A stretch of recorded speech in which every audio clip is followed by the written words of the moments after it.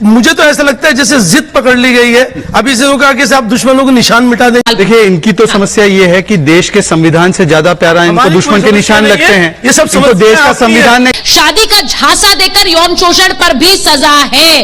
पहचान छिपाकर शादी करना अपराध। यही तो कह रहे थे ना, मॉब लिंचिंग पे कानून लाओ। अब मॉब लिंचिंग पर कानून बन गया तो उसका विरोध कर रहे हैं। कोर्ट कि जब कंप्लेंट दी जाए, ठीक है, सबसे पहले एफआईआर होनी चाहिए। हाँ। नहीं होती एफआईआर जब आप उसकी इसी के लिए दोस्तों, आप सभी का स्वागत है हमारे चैनल धाकड़ डिबेट शो पे। दोस्तों, आज हम देखने वाले हैं नए कानून का विरोध कर रहे कांग्रेस प्रवक्ता को सजाद पुनेवाला ने लाइव शो में धो डाला। दोस्तों, अगर आप वीडियो पर नए हैं तो वीडियो को लाइक करें और हमारे चैनल धाकड़ डिबेट शो को सब्सक्राइब कर हमें सपोर्ट करें। तो चलिए दोस्तों, शुरू करते हैं।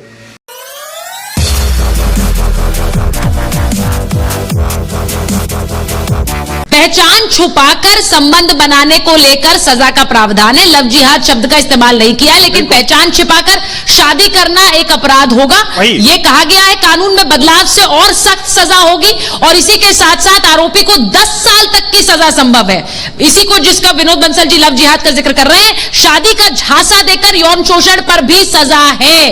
पहचान छिपाकर शादी करना अपराध बना दिया गया है। अब मैं एक बार आपके पास आ रही हूं असगर साहब, आप तो वरिष्ठ वकील हैं सुप्रीम कोर्ट के। मुझे ये बताइए, जब ओवैसी साहब ये बोलते हैं कि इससे मासूमों के साथ और बुरा कर सकती है ये सरकार, एक हथियार बन गया, कैसे? अभी तो स्टैंडिंग कमेटी के पास जाएगा। जो सुझाव दिए उससे कोई आपत्ति आपको नहीं? जो सुझाव दिए हैं, देखिए अमेंडमेंट की तो जरूरत है। जैसे अभी भाई साहब ने कहा कि 1860 से हम ढो रहे हैं, हालांकि ढोने की कोई बात नहीं है। हाँ। जिस चीज के अमेंडमेंट की जरूरत है उसे करें और जिसकी जरूरत नहीं है उसे ना करें। ठीक है, करना भी नहीं चाहिए। ठीक है, लेकिन ये कि यहाँ पे मुझे तो ऐसा लगता है जैसे जिद पकड़ ली गई है। अभी से कहा कि आप दुश्मनों को निशान मिटा देंगे। अगर किसी दुश्मन ने कोई सही निशान लगा दिया है तो उसे आप क्यों मिटा देंगे? दुश्मन के सही निशान क्या होते हैं? देखिए, दुश्मन के निशान होते हैं ना। यही परेशानी है।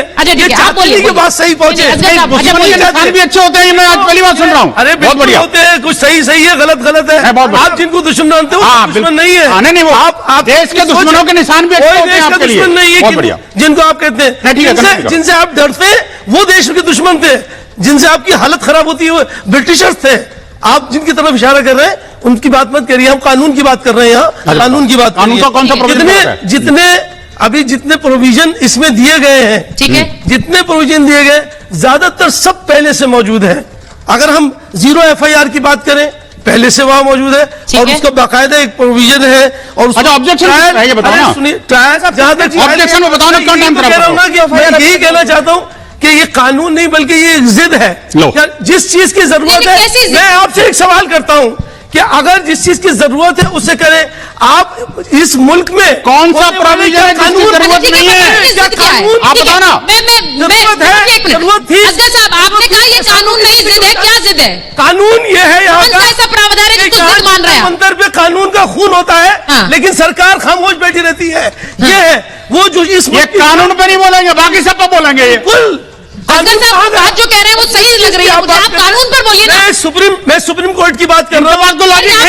यहाँ पर 2 और वकील हैं। इलॉजिकल बात judgement of our honourable Supreme Court कि जब कंप्लेंट दी जाए, ठीक है, सबसे पहले एफआईआर होनी चाहिए। नहीं होती एफआईआर जब आप उसकी इसी के लिए कानून नहीं होती अभी होने लगी है। बीजेपी सरकार करने लगी है, पहले से नहीं होती एफआईआर। एफआईआर के बाद में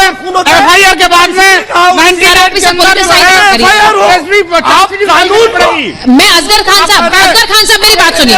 एफआईआर का होना क्या इस सरकार से जुड़ा है? ना होना या होना सरकार से जुड़ा है भाई। सरकार एफआईआर नहीं होना ये एक समस्या रही है। विकास जी ने भी कही, बहुत समय से ये समस्या रही है, उसे ठीक करना है। जल्द से जल्द न्याय मिले वही तो ठीक करना। आप वो कह रहे हैं कि भाई ये तो एफआईआर नहीं होती, ये समस्या है, तो सब मानते हैं। ये तो सब मानते, कौन नहीं है जो मानता है इस पैनल पे? बता दीजिए। करप्शन बढ़े उसे ठीक करेंगे।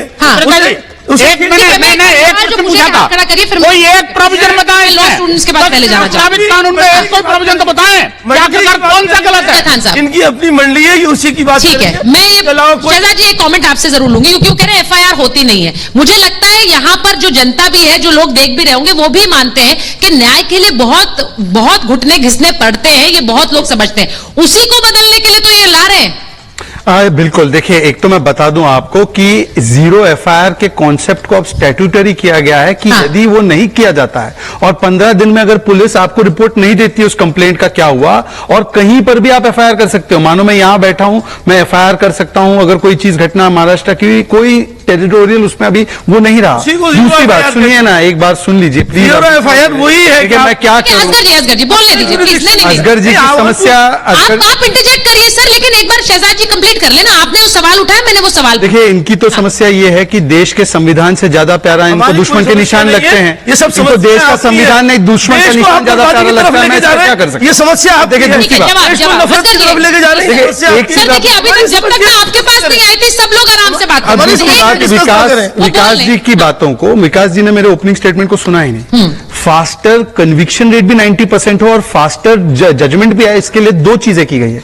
एक तो छोटे मामलों में समरी ट्रायल का प्रावधान डाला गया जो पहले नहीं था, और दूसरा जजमेंट, ट्रायल के बाद जजमेंट, जज बैठा नहीं रह सकता है, 30 दिन के अंदर उसको जजमेंट देना ही है। इसका मतलब ये करोड़ों करोड़ों केस जो है ये खत्म करने का सीधा स्टैट्यूटरी प्रोविजन किया गया है। तीसरी बात मैं इनसे पूछना चाहता हूं, यही तो कह रहे थे ना, mob lynching, mob lynching, mob lynching पे कानून लाओ। अब मॉब लिंचिंग पर कानून बन गया तो उसका विरोध कर रहे हैं आप। बोल दीजिए अजगर साहब कि आप, मैं विरोध कर रहा हूं, अब मुझे मॉब लिंचिंग का कानून नहीं चाहिए। और चौथी बात है ओवैसी का, और सुन लीजिए, एफआईआर कराइए, सुन लीजिए, सारे एफआईआर होंगे। कानून तो जब हो गया, अब प्रॉब्लम, इनकी समस्या पता है क्या है? और देखिए, ये जिद कर रहे थे ना, सुप्रीम कोर्ट सर्टिफाइड जिद तो शाहीन बाग में थी।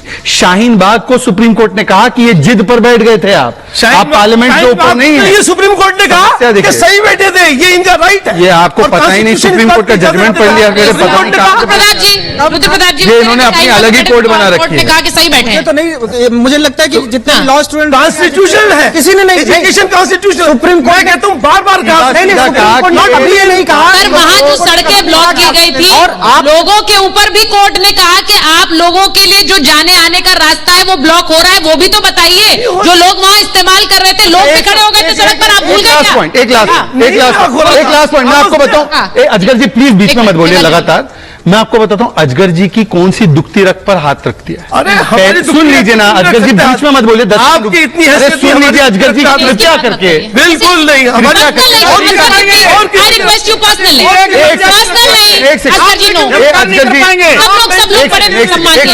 मुझे लगता है कि यहाँ पर वकील भी बैठे और वकालत करने का एक तरीका ये होता है कि अपनी अपनी बारी में बोले, ओवररूल हो जाता है। मैं 10 सेकंड में खत्म कर रहा हूँ, अजगर जी बीच में मत बोलिए। अजगर जी की दो मेन समस्या है। पहली बार आतंकवाद का परिभाषा तय किया गया है और ये दाऊद इब्राहिम को किस प्रकार से अब सजा मिल सकती है, इसीलिए इनकी तो परिभाषा में याकूब मासूम है, इनकी और ओवैसी की परिभाषा में याकूब और अफजल मासूम है, इसलिए छाती पीटते हैं अफजल हम शर्मिंदा है, तेरे कातिल जिंदा है। ये बात सही है कि इस कानून में पहली बार आतंकवाद को भी परिभाषित किया है, और ये बात यूनाइटेड नेशंस जनरल असेंबली में प्रधानमंत्री